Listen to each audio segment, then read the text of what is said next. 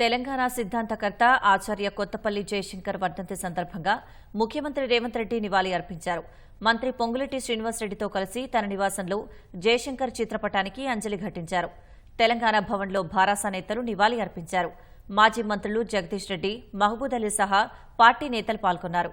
జయశంకర్ కాంస్య విగ్రహానికి పూలమాల వేసి అంజలి ఘటించారు. ఆ మహనీయుడు చూపిన బాటలోనే మాజీ సీఎం కేసీఆర్ నడిచారని జగదీష్ రెడ్డి వ్యాఖ్యానించారు. గత 10 సంవత్సరాలు కేసీఆర్ గారి నాయకత్వంలో జరిగిన తెలంగాణ రాష్ట్ర అభివృద్ధి, వారు ఏ పద్ధతుల్లో అయితే తెలంగాణకు ఫలితాలు అందాలి, తెలంగాణ వనరులు తెలంగాణలోనే ఉపయోగించబడాలి, తెలంగాణ నుంచి ఆకలి దారిద్ర్యాన్ని పారదోలాలి అని చెప్పేసి భావించినరో ఆ లక్ష్యాల్ని చేరుకున్నారు కేసీఆర్ గారు. ఆనాడు కేవలం 1,10,000 తలసరి ఆదాయం ఉన్న తెలంగాణ రాష్ట్రాన్ని దాదాపు 3.5 లక్షలకు చేర్చి జయశంకర్ సార్కి అర్థమయ్యే పద్ధతుల్లోనే తెలంగాణ నుంచి ఆకలి దరిద్రాలని, ఆత్మహత్యల్ని పారదోలిండ్రు. జయశంకర్ సార్కి నిజమైన నివాళి అదే అని నమ్మిన నాయకుడు కేసీఆర్ గారు. జయశంకర్ సార్ ఇచ్చిన స్ఫూర్తితోనే, వారి లైట్లోనే, వారి వెలుగులోనే ఈ అద్భుతాన్ని సాధించిండ్రు కేసీఆర్ గారు. మరి వారు తప్పకుండా తెలంగాణ జాతి ఎప్పటికీ కూడా జయశంకర్ సార్ను మరవదు.